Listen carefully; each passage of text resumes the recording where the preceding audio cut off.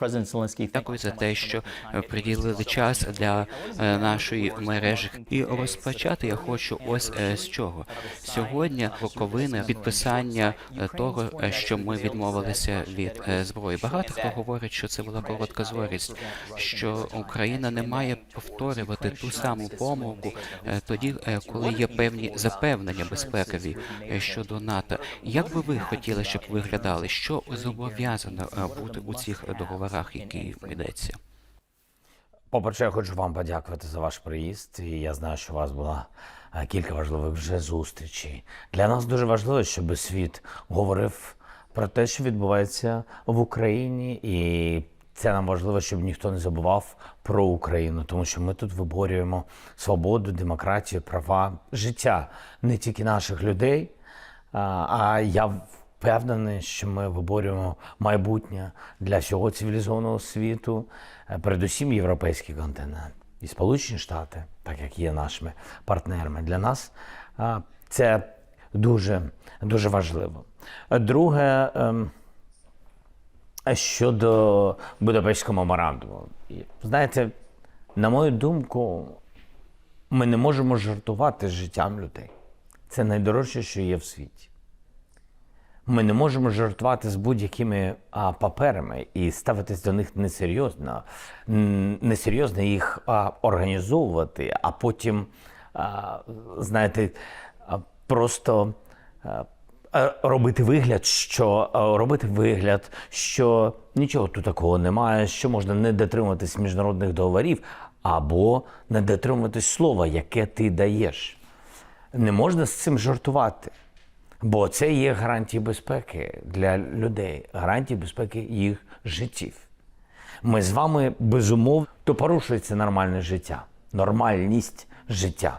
Життя людей, життя їх дітей, їх домівки, їх любов, їх віра. Ось і все. Крім того, як Будапештський меморандум не спрацював. І так, суспільство в нашій державі, воно дуже обурено цим. Ми віддали зброю, бо це був світовий запит. І передусім були гарантери безпеки. І Росія, але хочу, щоб ви не забували і Сполучені Штати Америки, і європейські держави, і Китай, представники цього напрямку. Тобто було багато серйозних держав, які були серйозними і які є серйозними. І вони гарантували безпеку Україні, територіальну цілісність, суверенітет. А територіальна цілісність, суверенітет, якщо хтось їх порушує, як ми бачимо в самому початку цієї війни, це не жарт. І я вважаю, що Росія порушила Будапештський меморандум, порушила інші договори, міжнародне право тощо. І вважаю, що слабкими виявились в усьому світі лідери, особливо ті, хто були гарантерами безпеки. Гарантери Будапештського меморандуму. Ось що обурює не те, що Росія вбивці, а вони вбивці. І вони навіть не приховують цього. А крім того, що вони вбивці, обурює те, що є інші держави, серйозні держави, з такими цінностями, які поділяємо ми в Україні. Але, на жаль, ті держави не змогли зупинити Путіна. Не хотіли спочатку бути до нього серйозними, більш серйозними і, якщо можна використовувати таке слово, більш жорсткими. Я б назвав це предметними. Не поставили вбивцю на місці. Не засудили його, тому що тільки слів мало, дуже замало, щоб засудити вбивцю. Вбивця повинен відповідати, бо він забрав те, що він не давав. Він не давав життя нашим людей. А забрав їх багатьох тисяч. І як я можу ставитися до цього? Документ, який не працює, це не документ. Пане президенте, я розумію, що ви шукаєте певних гарантій від НАТО, і там є певні умови, про яких говоримо про те, що можливо членство. Ну, коли ми говоримо про парасолю безпекову від НАТО, про що ми можемо говорити, якщо не членство? Ми повинні бути реалістами з вами. А коли ми в війні, ми більш ніж реалісти. Ми розуміємо, хто наш сусід і як він порушив міжнародне право. І окрім НАТО, Не існує глобальна парасольки щодо гарантій безпеки. Є двосторонні гарантії безпеки. Більше 20 документів я підписав з партнерами. І там є дійсно гарантії безпеки. Якої різної? Фінанси, зброя, захист неба, гуманітарна допомога, медична, енергетична тощо. Це санкційна політика. Це все гарантії безпеки. Але якщо ми говоримо про модель, коли ніхто не може прийти на твою землю, до тебе в дім зі зброєю, а саме захист твоїх кордонів, то ми говоримо тільки про єдину сьогоднішню модель, яка є діюча, принаймні серед країн НАТО. Ми бачимо, що вони не в війні. Слава Богу. Слава Богу, що у них немає війни, бо це страждання, це найгірше, що може бути на землі. Але ми в цьому, на жаль, ми сьогодні знаходимося в цій війні. І тому ми віримо в ці гарантії безпеки, в парасольку НАТО. Як я і говорив, invitation, запрошення в НАТО – це перший крок. Це ще не НАТО, але це добра воля. І що важливо, це завжди чесні відносини. Invitation – це чесна відповідь, чи буде Україна у майбутньому в НАТО. І це важливо зробити, і це перший крок, який, до речі, дає чіткий сигнал Путіну або будь-якому агресору майбутньому, дає сигнал, Україна буде членом НАТО. Ми розуміємо, що Америка і інші партнери не можуть взяти Україну в НАТО, поки Україна в війні. Україна розуміє і не хоче втягувати військових інших країн в цю війну. Як говорять, що Україна хоче втягнути НАТО, це є неправдою. Тому ми і хотіли запрошення. І ми знаємо, що в час війни нас не візьмуть в НАТО. Але якщо ми хочемо реально закінчити війну, ми повинні Україні дати НАТО. Запрошення дається всій території України, в міжнародно визнаних кордонах. Про це навіть нема про що говорити, тому що це є наша Конституція і міжнародне право. Не можна його порушувати, тому в міжнародно визнаних кордонах треба давати запрошення.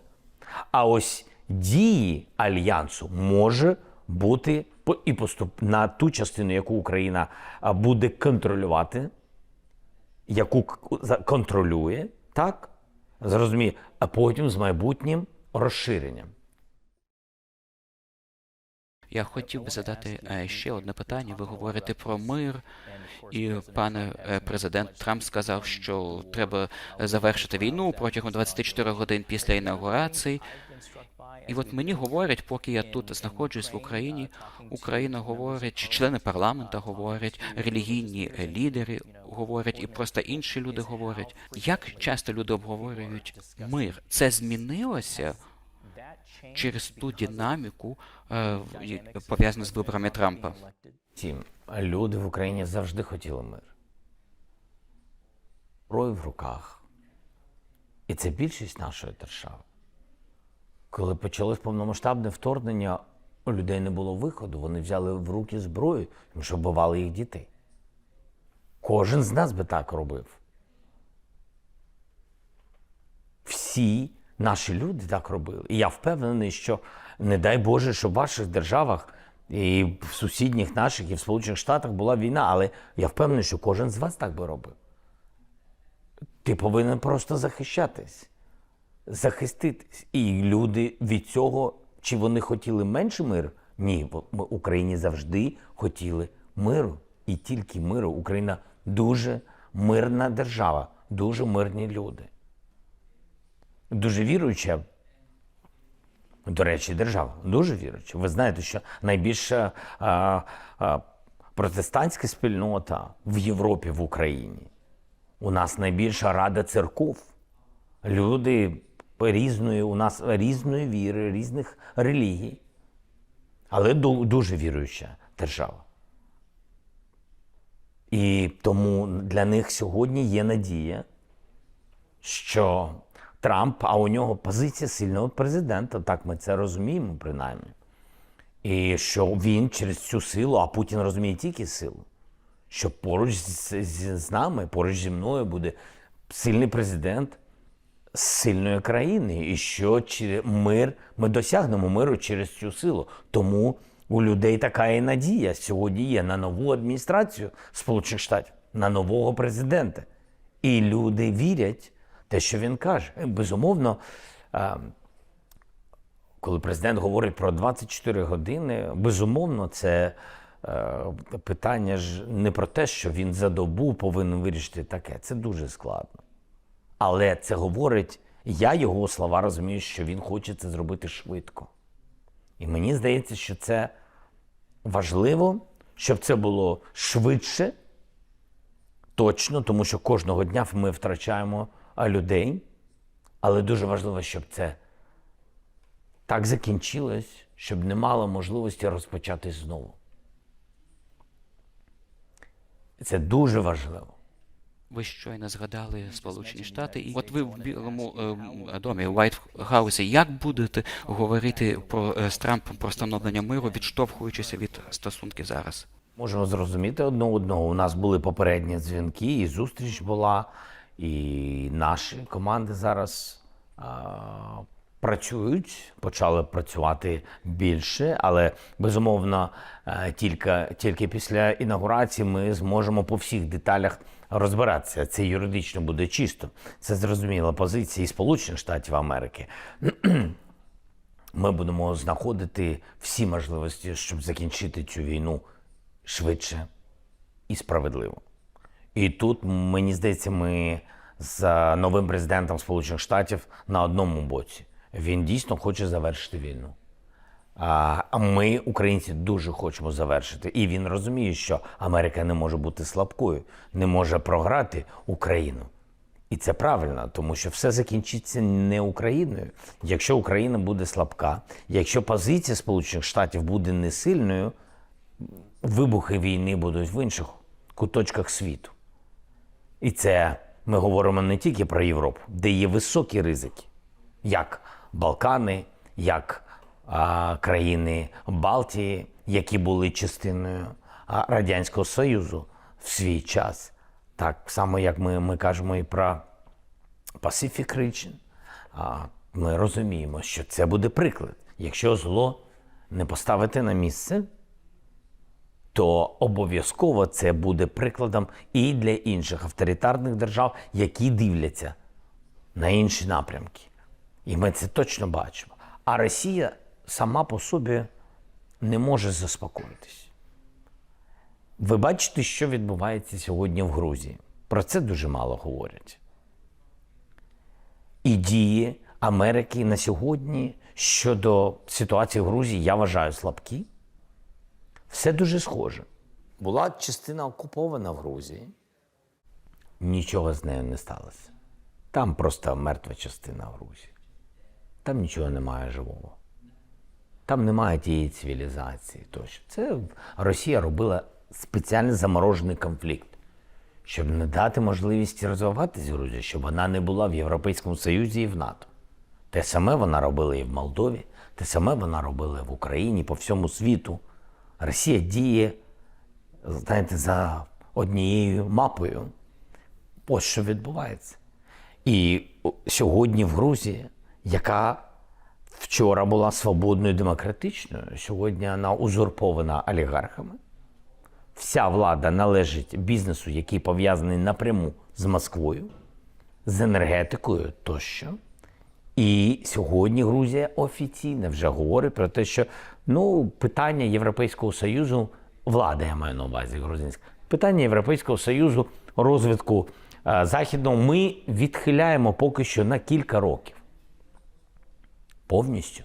Вони повністю під політичним керуванням Російської Федерації сьогодні. Я вважаю, що Сполучені Штати, Європа не були сильними, не поставили на місце Росію. І всі ці хлопці, юні, студенти, молоді люди, молодь, яка виходить на вулиці, їх розганяє поліція, вони нічого не можуть зробити. А що вони зроблять? У них немає в руках нічого, окрім бажання жити в мирній європейській країні. Сьогодні їх змушують йти на зустріч з Російською Федерацією. Ось що відбувається. Які сильні заходи зробили Сполучені Штати Америки зараз? Які сильні заходи зробив європейські держави? Я не бачу. Я вам кажу відверто. В Молдові те саме. Буде відбуватись далі. Є високі ризики. You had just mentioned Ви щойно згадали територіальну цілісність. Дехто з українців проти якихось територіальних поступок, тому що це для них якась образа, тому що вони втратили багато людей, кров була пролита. Як ви думаєте, який це буде фактор у всіх перемовинах? Ми не можемо юридично визнати наші території, які окуповані Росією, визнати їх російськими. Ми не можемо і по Конституції України, по закону, і внутрішньо. Це розкол для України і українського суспільства. Найсильніша наша зброя була в час повномасштабного вторгнення – це єдність нашого суспільства. І я вважаю, що це найсильніша наша зброя – це наші люди і єдність наших людей. І тому не можна гратись речами, які можуть розколювати суспільство. Якщо б у нас було дуже багато сил, техніки тощо, те, що ми просили у наших партнерів, ми б швидше могли б тиснути на полі фронту. Якщо у нас таких сил буде недостатньо, то а вже ж якісь питання можна вирішувати дипломатично. І це правильно. Але визнавати юридично окуповані території територіями Росії ми не будемо. Там багато людей раніше жили, вони втратили домівки. Хтось віддав своє життя, хтось захищав. Багато людей в полоні. Десятки тисяч людей, дітей, десятки тисяч дітей в полоні були депортовані силою. Тисячі людей в полоні, як військових, так і цивільних. Вони багато всього зруйнували. Як ми можемо визнати ту нашу землю, все те, що було, визнати російським? Значить, пробачте їм це.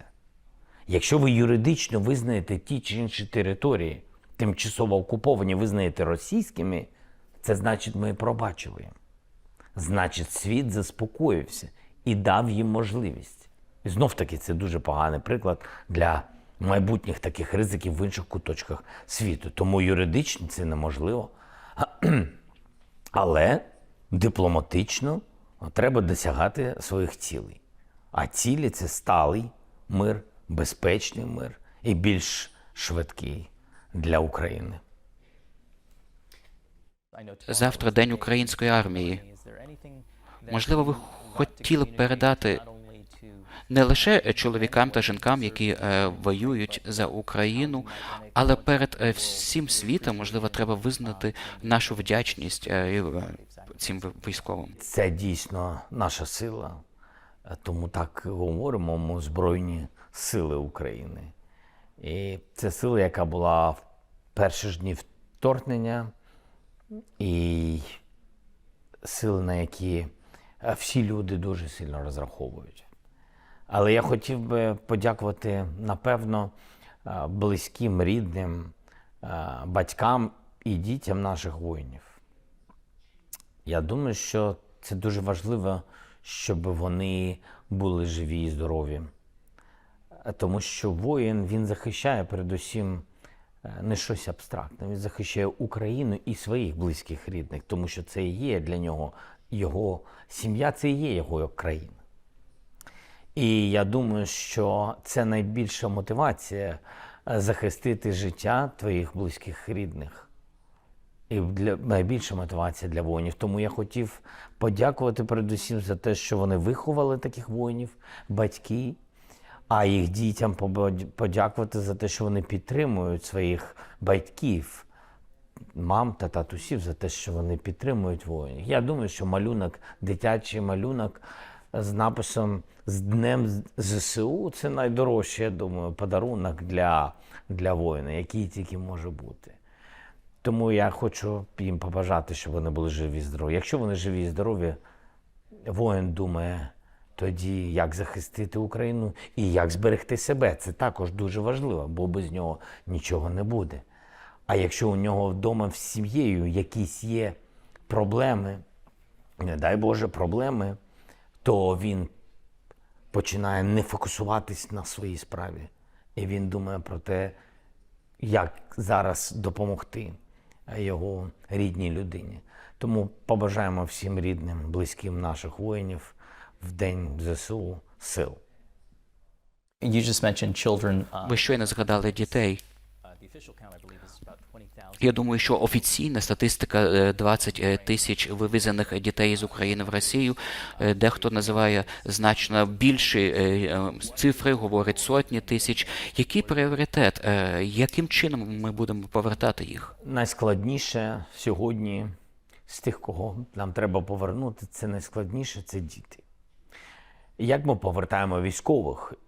І то я вам скажу, що ми повертаємо їх повільніше, ніж потрібно, хоча ми повернули більше 3,5 тисяч військових. Військових ви обмінюєте на військових. І це зрозумілий процес. Так, на жаль, іноді вони блокують русські, але тим не менш так відбувається.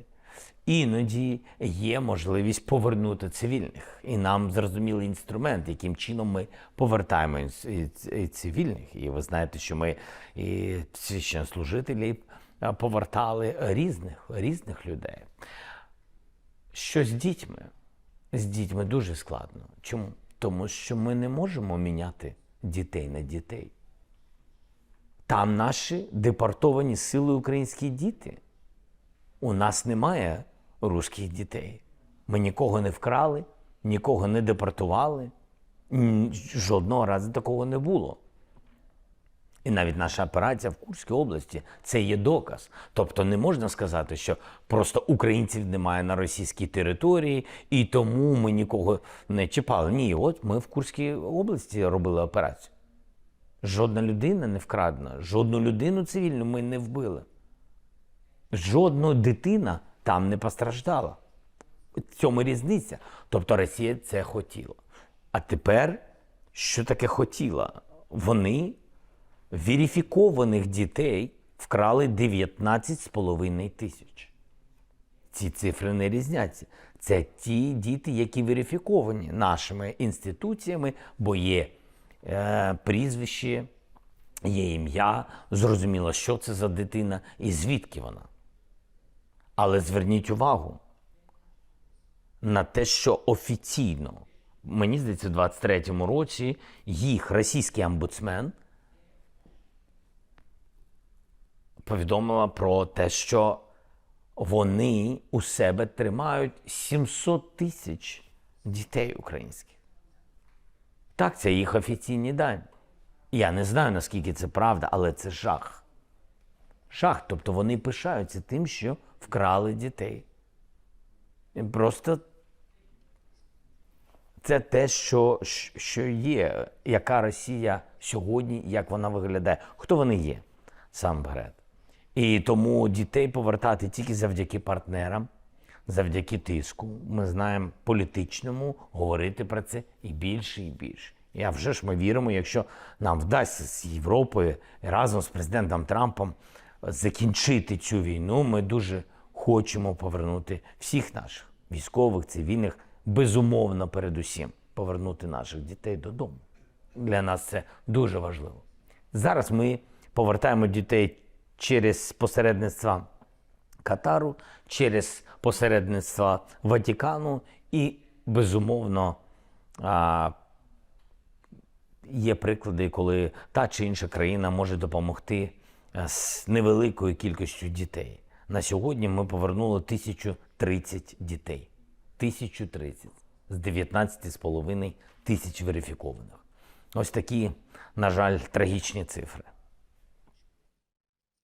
Ви щойно згадали тих священників та інших релігійних діячів, які переживають раніння. У нас є навіть документальні фільми, які записані про те. І я знаю, що вони, росіяни, навіть атакують, вони націлені на те, щоб релігійних діячів. В Україні є релігійна свобода. І ось я хочу перейти до конкретного питання. Наприклад, оці фонди, які ми отримуємо, українська допомога, яка дається Україні через євангельських християн. Ми також бачили євангельські церкви в Польщі допомагали приймати українців на початку повномасштабного вторгнення, годували, давали їжу. Підтримка євангельських християн. Наскільки вона важлива в тому, через що проходить Україна? Як я вам і сказав, що вона у нас найбільша в Європі. І їх підтримка дуже важлива. Я хочу подякувати їм за це, і всім подякувати і церквам, і всім євангельським християнам. Безумовно, як я сказав, у нас є різні представники різних релігій, різних конфесій. Вони з самого початку вторгнення, вони в Україні дуже сильно допомагають. І ви знаєте, ставиться до української церкви, різної церкви, будь-якої церкви, вона ставиться приблизно як до української школи. Тобто всюди, де українські території, вони всюди знищували школи і церкви. Просто, щоб не залишилось ніякого сліду. І тому дуже багато священників, різних священників, вони були в полоні. Або були вбиті. До речі, 50 вони вбили. І вбили по-різному. Є всі докази, як вони їх катували. За що вони їх катували? Тільки за те, що вони повинні були служити Кирилу, так, патріарху Москви, і служити їх церкві. А священник, він служить людям. Він просто служить людям. Він служить Богу. І він допомагає людям. І вони просто, ці священники, вони просто відмовлялися. І вони їх за це розстрілювали. Просто хотіли поламати людей. І тоді не змогли зламати дух якихось людей. І просто вбили 50 священників. А що їм дає те, що вони біля 700 церков зруйнували, атакували їх бомбами, атакували ракетами. А там, де вони заходили на територію нашої держави, просто знищували, підпалювали ці церкви. А що їм це дало? Тобто це ще раз підкреслює, що одна країна – це російський напрямок. Одна країна, одна мова, одна церква. Це їх напрямок. I have one final question for you. Thank you for your time. Я знаю, що у вас є єврейське коріння, і якщо вам зручно, я не хочу, щоб це було навколо вас, навколо країни. Можливо, багатьом людям цікаво, от ця війна, як вона вплинула на вас, от всі ті керівні речі, якими ви займаєтесь, як це вплинуло на вашу віру? Я думаю, що людям просто, любопитно, якщо хочете відповісти. Так. Ви знаєте, я думаю, всі ми з цією війною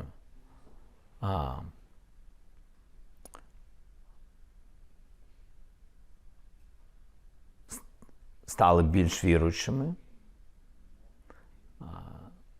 тому що ми, знаєте, як люди борються і моляться.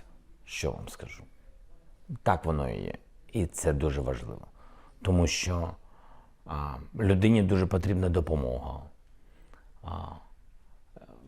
Допомога, яка тільки може бути. І як я вам сказав, Україна сама по собі дуже релігійна країна, дуже віруюча країна. І дуже сподівається, так, передусім на свої сили, але й дуже сильно вірить, що Бог допоможе Україні. І українці в це вірять.